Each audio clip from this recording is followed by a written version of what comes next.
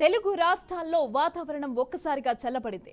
2-3 రోజుల కిందట వరకు అత్యధిక ఉష్ణోగ్రతలు నమోదవగా ఇప్పుడు ఎండలు తగ్గుముఖం పట్టాయి. ఈ నెల 10 నుంచి వాతావరణం చల్లబడటం ప్రారంభించింది. ఇక ప్రస్తుతం గరిష్ట ఉష్ణోగ్రతలు సాధారణం కంటే తక్కువగా నమోదవుతున్నాయి.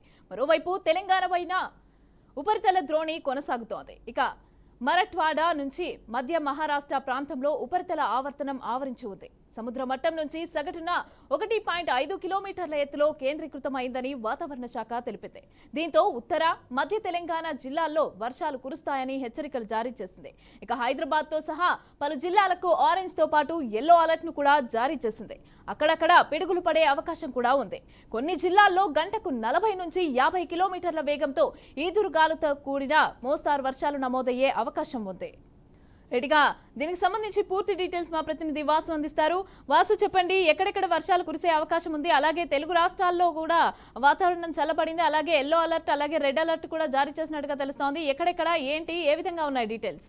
మమతా, ప్రధానంగా గుజరాత్ లోని సౌరాష్ట్ర ప్రాంతం నుంచి ఉపరితల ఆవర్తనం అక్కడ ఏర్పడింది. ఆ ప్రభావంతో మహారాష్ట్ర, కర్ణాటక, దక్షిణ కర్ణాటక, ప్రస్తుతం తెలంగాణ, ఏపీ ఈ ప్రాంతాల్లో ఉపరితల ఆవర్తనం ఏర్పడింది. దీని ద్వారా గత 2 రోజుల నుంచి వాతావరణంలో మార్పులు వచ్చాయి. అక్కడక్కడ తేలికపాటి వర్షాలు, చిరుజల్లులు కురుస్తున్నాయి. ప్రధానంగా ఉష్ణోగ్రతలు ఇంతకు ముందు 40, 42, 43 వచ్చిన ఏదైతే హీట్ ఉందో అదంతా కూడా ఇప్పుడు తగ్గుముఖం పట్టింది. 40 డిగ్రీల కిందనే ఉష్ణోగ్రతలు నమోదవుతున్నాయి. ప్రధానంగా తెలంగాణ రాష్ట్రంలో నిన్న నల్గొండ జిల్లా అట్లాగే నాగర్ కర్నూలు జిల్లాలో వర్షాలు పడ్డాయి. దాదాపుగా 22 సెంటీమీటర్ల వర్షం కురిసినట్టుగా వాతావరణ శాఖ వెల్లడించింది. దాంతో పాటు నిన్న ఒక పిడుగుపడి ఒక మహిళ మృతి చెందిన సంఘటన కూడా ఒకటి వెలుగులోకి వచ్చింది.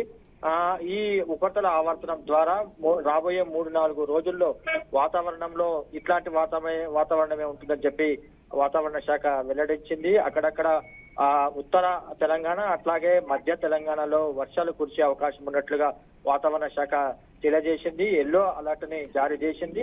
ఇప్పుడు ఉన్న ఉష్ణోగ్రతలు తగ్గుముఖం పట్టే అవకాశం ఉంది. తర్వాత ఈ ఆవర్తనం అయిపోయిన తర్వాత ప్రధానంగా ఎండలు తీవ్రత పెరిగే అవకాశం ఉన్నట్లుగా వాతావరణ శాఖ తెలియజేసింది. ప్రజలు అప్రమత్తంగా చెప్పి